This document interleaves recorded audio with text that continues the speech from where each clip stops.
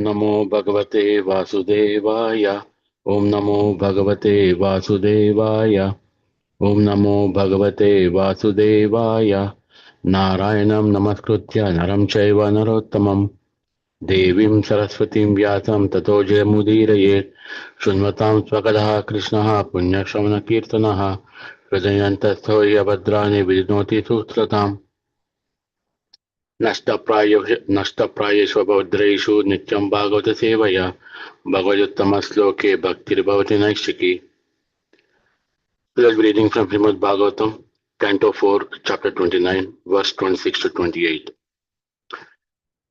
Yadatmanam avignaya bhagavantam param gurum purusastu visajjeta gunesu prakrite svadrak गुणाभिमानी सह तदा कर्माणि कुरुते वासः शुक्लां कृष्णं लोहितं वा यदा कर्माभिजायते. Synonyms: yada, when, atmanam, the supreme soul, avignaya, forgetting, bhagavantam, the supreme personality of Godhead, param, supreme, gurum, the instructor, purushaha, the living entity, two, then, visajjeta, gives himself up, guneshu, to the modes, prakriti of material nature, Swadrak, one who can see his own welfare. Gunabhimani, identified with the modes of nature. Saha, he, tada, at that time, karmani, fruitive activities. Kurute, performs. Avasaha, spontaneously. Suklam, white. Krishnam, black. Lohitam, red. Va, or yata, according to karma, work. Abhijayate, takes birth. Translation purport by His Divine Grace, A.C. Bhaktivedanta Swami Srila Prabhupada Ki Jai. The living entity by nature has minute independence to choose his own good or bad fortune. But when he forgets his Supreme Master, the personality of Godhead, he gives himself up unto the modes of material nature. Being influenced by the modes of material nature, he identifies himself with the body and for the interest of the body becomes attached to various activities. Sometimes he is under the influence of the mode of ignorance, sometimes the mode of passion, and sometimes the mode of goodness. The living entity thus gets different types of bodies under the modes of material nature. Purport. These different types of bodies are explained in Bhagavad Gita, chapter 13, verse 22. Purusha prakritisto hi bhunte pratignan gunan karanam gunasangyosya sadasad yoni janmasu. The living entity in material nature follows the way of life, enjoying the three modes of nature. This is due to his association with that material nature. Thus he mates with good and evil among various species. Because of associating with the modes of nature, the living entity gets a variety of bodies from the 8.4 million forms.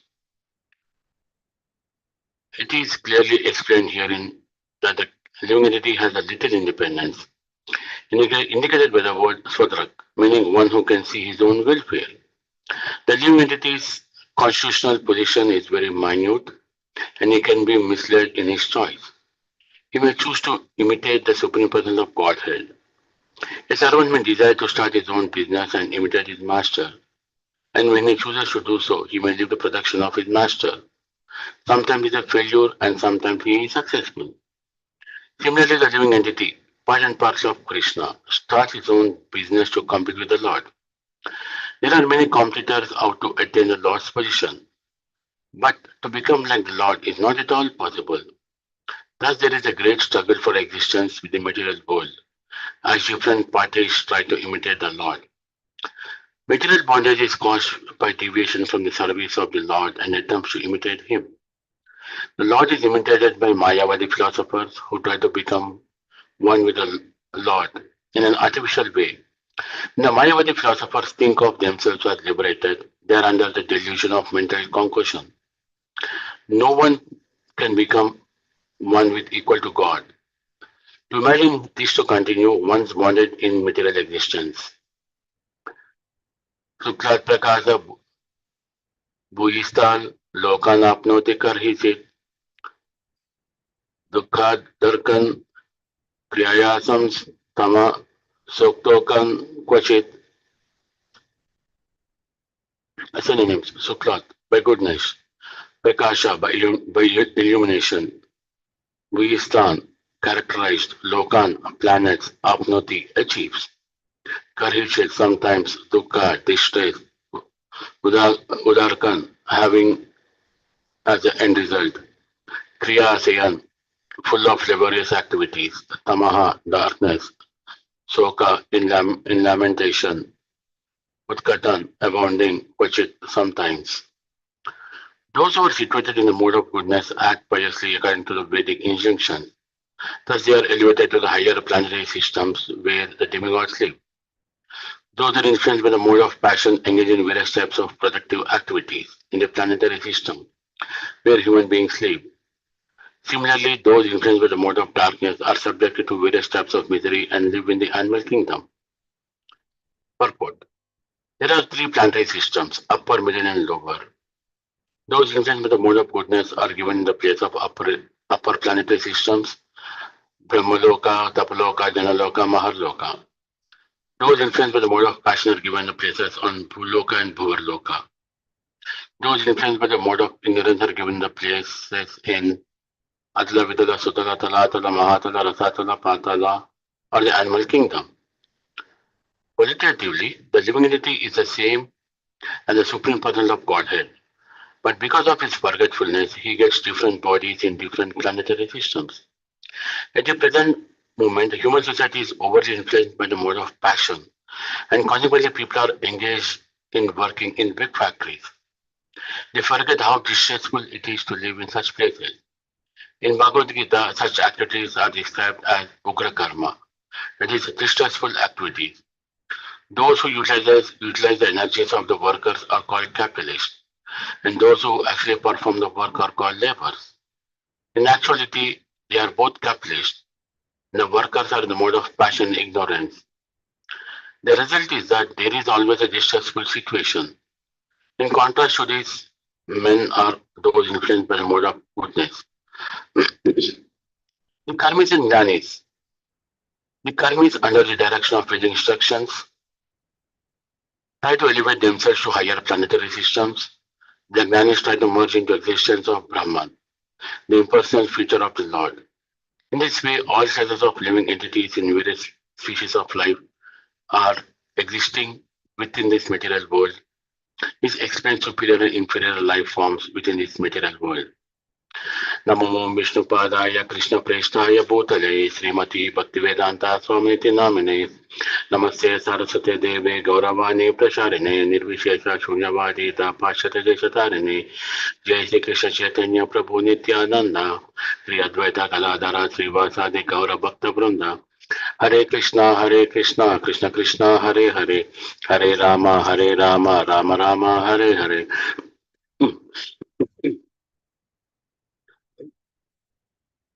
I'd like to seek blessings from all Yatamul Vaishnavas and thank you for giving me an opportunity to purify myself. Please forgive me for any shortcoming or adding my own interpretation. I've taken purport, I'm summarizing the purport here of leading lectures from senior ISKCON devotees, including Romapada Swami Maharaj. What we're seeing here is in chapter 13, it talks about the three modes of nature. Now, the same has been repeated again in chapter 18 of Bhagavad Gita in detail, giving about all 6 or 7 qualities and each quality in each mode.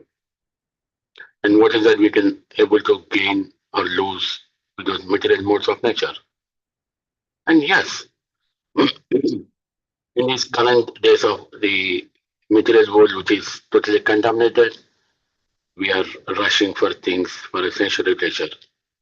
What you're forgetting is forgetting the supreme person of Godhead, Krishna, Lord Krishna, and also chanting. Coming back, we see here the sage Narada is presenting an allegory here. What we also see is King Prashnavarhi is having the mercy of Lord of sage Narada. Why? Narada had naturally an appropriate compassion upon King Prasinabarhi. He was not just a king, he was in a great line of kings. We can see here with a comparison of how Lord Krishna is explaining to Arjuna about a great heritage. And Lord Krishna is still reminding Arjuna of his higher purpose of life. And yet Lord Krishna is still requesting or asking Arjuna, why are you hesitating when you know your purpose of duty? Again, this is in the battlefield. What we can say is by analyzing the intelligence in terms of three modes, Lord Krishna is guiding warrior Arjuna to elevate his intelligence till he can discern his duty very clearly, which means he has to wage a war and also make sure that he detached from the consequence of the war when it happens. We can also see here when we fall short while doing something challenging, we often wonder, how can I increase my willpower? The factors that determine our present level of willpower may be many. Past life karmic kind of conditioning, upbringing and culture. For example, the practice that can actually increase our willpower is only one, making and keeping promises. Only when we exercise our will, only when we exercise our existing muscles, willpower muscles to stick to promises, we can enhance those muscles, which is nothing but the devotion. However, if we make promises that connect us with the Supreme Personality of Lord Krishna, then His omnipotence offer quantum that boosts our willpower. What we also see here about King Prashinavarhi and then says Narada conversation and talking about King Prashinavarhi, who is not just a king but great length of king. Now we can again go back to the Manu dynasty as mentioned in Canto 3, which goes up to Canto 5 in Srimad Bhagavatam. The Manu dynasty is introduced to the lineage of Swayambhu Manu, the first man to multiply progeny through sexual intercourse. In his wife, Shatarupa had two sons, Priyavrata and Uttanapada, and three daughters, Akuti, Devati, and Prasuti, who married sages and established powerful dynasties. We see here as a spiritual master, who is none other than says Narada Muni.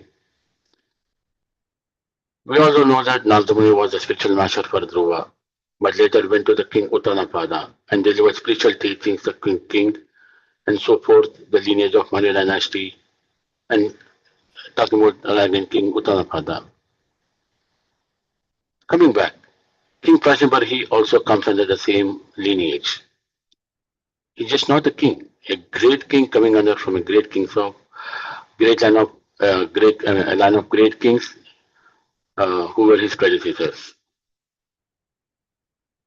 Narada Muni knows that if he can come right out and told the king, you are in Maya, you are in delusion, or you are unnecessarily wasting your life. That the king was very cultured and would have respectfully listened, but would not have heard a word that he said. Narada Muni, who is genuinely compassionate preacher, started to talk about another king and how he was in Maya. Hearing about this story, King Prasinabar, he was started very showing his enthusiastic to listen. And we were talking about King Purajana. Yes, he was a great king. And after listening to the story, King Prasinabar, he realizes that they were talking about himself, which is actually mentioned in the text 26-27.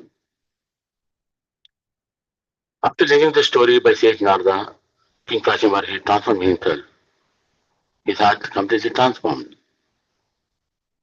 which is that's called the preaching according to the time, place, and circumstances. It was the right thing for Sage Narada to remind King Prasinabarhi to come back. And Sage Narada gave most powerful medicine of Siddhanta of renunciation with the anesthesia of apparently talking about somebody else. Yes, it was a great successful surgery, and the king left home to give his 100% total attention to pure bhakti, worshipping the Supreme Personality of Godhead, knowing that Krishna will take care of everything else. Now, we can also see there are two things that we can see here. One, King fashionable he is provided with two positions. One is forgetfulness, another is remembrance. A minor difference, which is Patrick, and one has a capacity to see, the capacity to choose and become one's mode of nature, which is nothing but mode of goodness. If we move away from the Swadrik, we can see ourselves under the influence of three modes of material nature.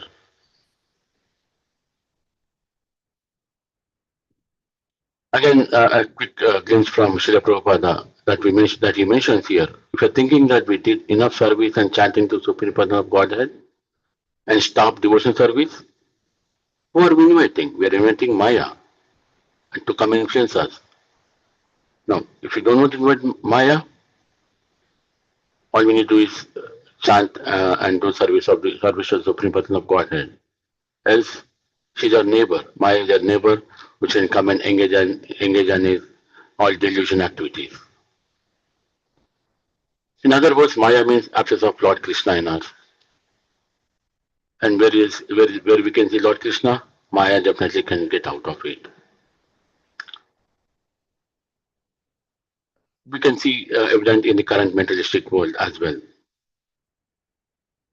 One should not think that approaching Lord Krishna is difficult. No, it is not. It is very easy to approach Lord Krishna. However, we should make sure that we are not getting influenced under the mode of the material nature. A quick glimpse about declaring war on Maya. We should not expect that overcoming anarthas, unwanted social desires, or material desires and conditioning will be difficult. This is because becoming a devotee means we have declared the war on Maya, the present of material world. When we tell Maya, I have decided to give up my life to Krishna and leave your clutches, we have to be ready for a fight to get out of Maya from our life. Srila Prabhupada writes in the Real Peace Formula, Maya will try to defeat us as soon as she sees that a living soul is leaving her grip. How? She does by crowding our road to Golaka Vrindavana, creating obstacles. What do we mean by obstacles? Obstacles are those things we focus on when we lose our sight of goals, which is nothing but chanting and devotion to Supreme Person of Godhead. Also, we should understand this Maya hits us the hardest when we are almost in a weak position. And she finds her strong material tendencies. What we should do, we should be strong and make the link to Maya very, very weak, which is how we should get away from Maya. Now, is there a best fight to get rid of Maya?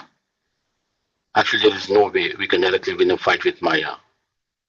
Where we can hear this from Lord Krishna, he says in Bhagavad Gita 1.14, Mama Maya Durachaya. My material energy is insurmountable. She has a million tricks up her to sleep, to illusion us, and keeps us away from Krishna. She can even convince us that we are conquering her while we are fully in her clutches. Well, we can think this as Lord Krishna testing us. But one should not get discouraged. We should still simply, because Maya is doing her job. It's all part of Krishna's plan. The battles we have with Maya are for our own spiritual benefit. Yes. If taken in this way, Maya shows us where we are weak and where we need to work, which is a good thing that we can also understand from analogy. Thus, she can act as a force for our becoming more serious and determined in Krishna consciousness. It is also important to realize that Maya is just responding to our material tendencies. After all, she is not tempting us with anything that we don't have an attraction to. We are the ones who are giving us the space to come into our lives. But by frustrating our attempts at enjoyment, she can teach us great lessons if we can learn, definitely. The good part is we think that Maya is enforcing us on our lives. But if we go back and think of the other side of the coin, definitely we should get determined, be strong, to cut the weakest link with the Maya. We all need to struggle and keep our toes and strengthen us. If Maya doesn't kick us from time to time, the process of turning to Supreme Person of God has become very slow. And we need to be pushed by obstacles. However, if we have Krishna's kindness that he tests us in this way, it's also Krishna's kindness that he can help us get through the test. And Srila Prabhupada sheds a light on this particular purport, which is taken from Srimad Bhagavatam 8.22.29. The Lord is so kind to his devotee that when he severely testing him, the Lord gives him the necessary strength to be tolerant and to continue to remain as a glorious devotee. So let's look at this way. If anyone forces us to take more shelter of Krishna, that person is our best friend. So it is important for us to understand Maya, who we think is actually an enemy. No, it's not an enemy. She's in our heels to challenge our Krishna's consciousness. And if Maya kicks us in a way that pushes us towards Krishna, yes, she's doing a great service. When we pass our test, she herself will help us to go to Krishna. This is a quick glimpse of how Prasnabar he went through until says Narada came back and gave him story, gave him about a story to another king.